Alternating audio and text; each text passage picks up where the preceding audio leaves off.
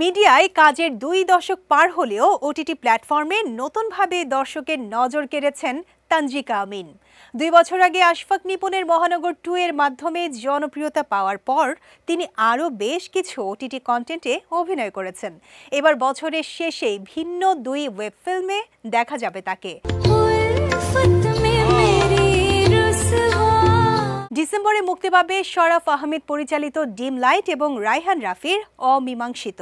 তানজিকা জানান, 2টি ওয়েব ফিল্মে ভিন্ন ধরনের চরিত্রে অভিনয় করেছেন তিনি। বলেন, বছরের শেষ মাসে 2 ভিন্ন ধরনের চরিত্রে দর্শকের সামনে আসতে পারছি, যা আমার জন্য অনেক আনন্দের। কেমন হয়েছে তা দর্শকই বলবে। তাদের ভালো লাগলে আমারও ভালো লাগবে। ডিম লাইটে তিনি অভিনয় করেছেন মধ্যবিত্ত পরিবারের গৃহিণী তানিয়া চরিত্রে। তার স্বামীর চরিত্রে আছেন মোশাররফ করিম। সিনেমাটি মিড লাইফ ক্রাইসিস ও সাম্প্রতিক সময়ের সাধারণ মানুষের গল্প তুলে ধরে। এটি 11 ডিসেম্বর ওটিটিতে মুক্তি পাবে। অপরদিকে অমীমাংসিতয়ে তানজিকা সাংবাদিক চরিত্রে অভিনয় করেছেন। তার স্বামীর চরিত্রে আছেন ইমতিয়াজ বর্ষণ। আর এক রাতে তারা হত্যার শিকার হয়।